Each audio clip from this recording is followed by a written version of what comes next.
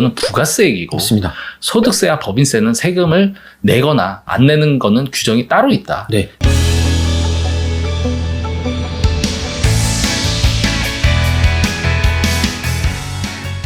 문제를 남겨주시면 답은 저희가 찾겠습니다. 많은 분들이 사업을 하다가 혼용하기도 하고 헷갈리기도 하고 질문이 많이 오는 것 중에 하나가 뭐냐면 부가세 문제예요. 근데 이제 오늘은 특히 콩나물 숙주업을 하시는 분들을 대상으로 네. 했기 때문에 그분들은 꼭 보셔야 되고 그냥 일반적으로 사업하시는 분들도 부가세에 대한 개념을 좀 잡고 가시라는 의미로 영상을 준비했습니다. 네. 자, 우리가 보면 나는 면세 사업자다. 나는 과세 사업자다. 나는 뭐 영세율 사업자다. 이런 얘기들을 하는데 과연 그것은 무엇인지 여기서 주의할 건 뭔지 좀 설명을 해주시죠.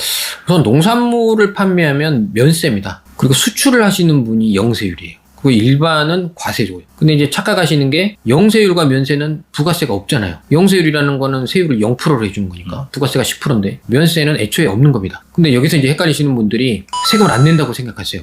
그쵸. 전혀. 근데 이제 농산물 관련된 거는 재배를 하시는 분이다. 그럼 세금을 안 내는 건 맞아요. 근데 그건 면세고 영세율이라서 안 내는 게 아니라 소득세법상 작물 재배에 대해서 10억까지는 안 내게 돼 있어서 안 내는 거거든요. 근데 이제 10억을 넘으면 내게 돼 있습니다. 그쵸. 근데 이제 착각하시는 분들이 나는 면세야. 소득세도 없어. 이렇게 생각을 하시거든요. 그러니까 그건 아니다. 근데 이제 착각하시면 안 되는 게 재배하는 분들은 소득세 안 내는 건 맞긴 하지만 10억까지. 유통하는 분은 유통에 대해서 면세는 맞지만 부가세는 없지만 소득세는 있는 거거든요. 그렇죠. 그러니까 이 부분 헷갈리시면 큰일 납니다. 지금 말씀 처음에 드린 영세율, 면세, 과세 이거는 부가세액이고 맞습니다. 소득세와 법인세는 세금을 내거나 안 내는 거는 규정이 따로 있다. 네. 내가 영세율이라고 해가지고 소득세, 법인세도 0인가 보다 생각하시면 큰일 난다. 그렇죠. 소득세가 영세가 아니라 부가세가 그렇죠. 영세라는 그렇죠. 거. 그 부분을 정확하게 이해하시는 게 우리 영상 혹은 사업하시면서 스타트가 될 것 같고. 아니 근데 질문하시는 분이 많아요. 오늘도 제가 질문을 받았는데 동업법인으로 농사를 짓는 분인데 건축을 하는 거예요. 아, 그렇죠.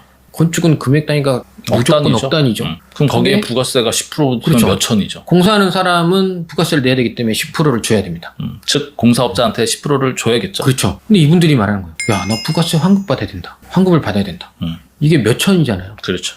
그래서 환급을 받고 싶다 하는데 말씀드리죠. 사장님은 면세라서 안 됩니다. 난 줬는데 왜 환급을 못 받냐고 따지는 분이 그렇게 많아요.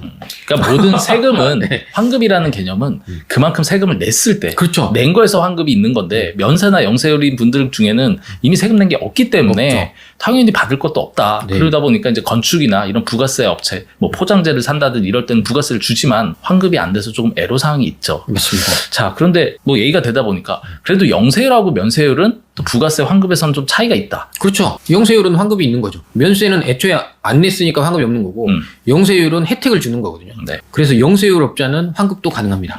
자, 일단 오늘 뭐 부가세에서도 간단히 알아봤는데 네네. 중요한 건 오늘의 핵심인데 핵심이 이게 나옵니다. 그렇죠. 이제 시작을 해야죠. 네. 저희가 농민들이 지금 얘기했지만 대부분이 이제 면세 사업자시잖아요. 맞습니다. 근데 이분들이 너무 억울한 거야.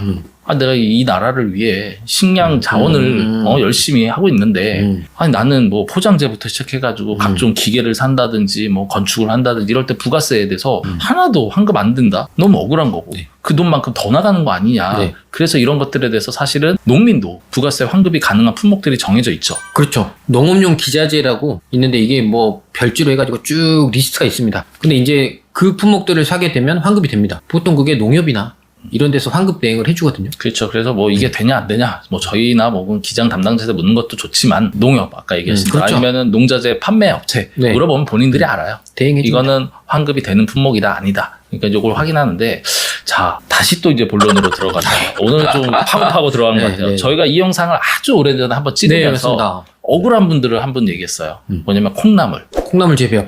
숙주 재배업 이분들은 그런 품목이 없다. 혹은 품목에 해당되는 게 제한적이다. 그래서 부가세 환급이 안 된다. 네. 그런 얘기를 영상을 찍은 적이 있었어요. 네. 뭐 그게 왜 그런지는 뭐 감론문박 해볼 필요 없고 그런데 이분들에게 희소식이 있다는데 네. 어떤 내용일까요? 그러니까 이게 엄청 컴플레인을 많이 받았습니다. 주변에 다 자기들 환급 받았다는데 왜 나는 안 되냐. 나도 농사 짓는데 콩나물 재배하는데 그렇죠. 이걸 엄청 따졌거든요.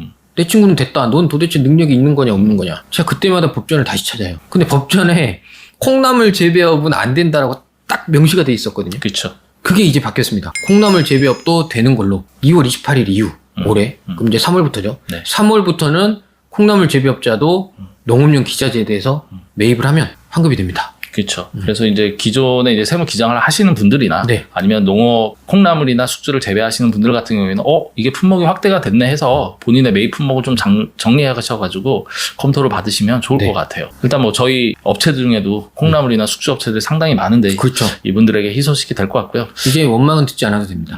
근데 참고로 아까 그 원망했던 다른 분들 있잖아요. 네, 네. 환급 받았다는 분들 그분들이 잘못한 겁니다.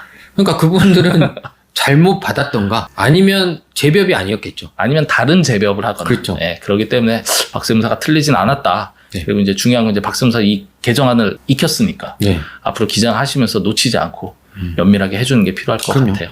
자, 오늘의 한 줄 평 하신다 그러면 콩나물도 농업입니다. 부가세 환급을 확인하세요.